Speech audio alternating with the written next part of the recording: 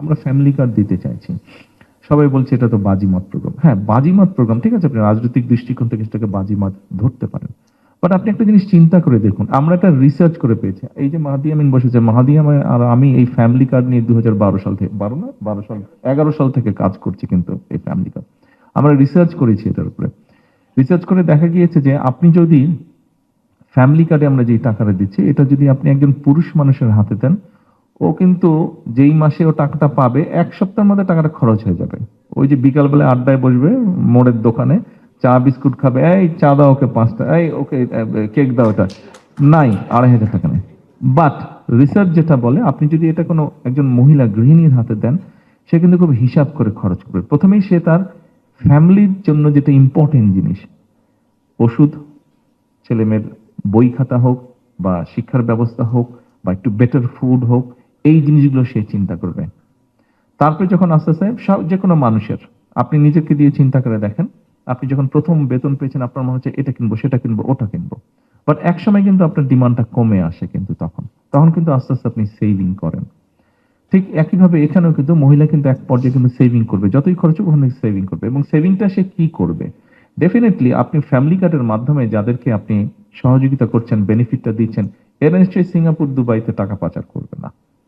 ও সেভিংটা করবে, এবং সেভিংটা করার ফলে ও আস্তে আস্তে যখন একটা সেভিং হবে, ও কিন্তু তখন ওর ছোট্ট নিজের একটা বিজনেস হয়তো চালু করবে, ঠিক আছে, 10টা মুরগি, 5টা ছাগল এরকম পালবে। এবং ওই টাকা দিয়ে ও কোথায় খরচ করবে? ওই টাকাটা ও খরচ করবে ওর বাচ্চার জন্য একটা নতুন ড্রেস কিনবে, অথবা অর্নামেন্টের গয়না কিনবে, অথবা চিপস কিনবে। আপনি দেখুন ড্রেসটা যে সে কিনছে, সে কি কোনো ব্র্যান্ডেড ড্রেস কিনছে? না, ও কাপড় সেটাই কিনছে যেটা local factory, local garment industry তৈরি করছে। ও চিপস কি কোনো মার্কস স্পেন্সারের চিপস কিনছে? না, ও লোকাল প্রাণ কোম্পানি অর্থাৎ দেশীয় কোম্পানির চিপস কে ও কিনছে।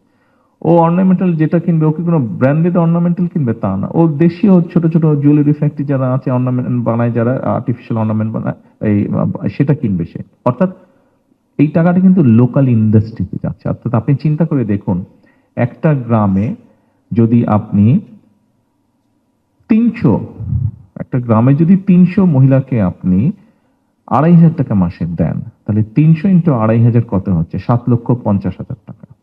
এখন 7,50,000 টাকা যখন এক মাসে যাচ্ছে একটা গ্রামে, ওখানে যেই স্টোরটা আছে, it can B A grocery shop, মুদির দোকান ধরে, সেই মুদির দোকানে যখন মাসের প্রথম সপ্তাহে 300 জনের মধ্যে যদি এখন মোটামুটি ভাবে এক একজন মানুষ এভারেজ যদি প্রতিদিন সে 50 থেকে 100 টাকা স্পেন্ড করে, তখন কিন্তু ওই স্পেন্ডিংটা তার বেড়ে যাবে।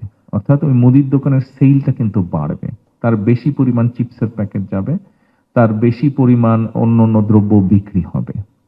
এখন হয়তো সে নিজেই দোকানটা চালায়, কিন্তু যখন 300 জন মানুষ এসে প্রতি মাসে 1,000 টাকা এক্সট্রা স্পেন্ড করবে ওখানে, তখন কিন্তু ওই মুদির দোকানদারের একটা কর্মচারী রাখতে হবে, অথবা 2টা কর্মচারী রাখতে হবে।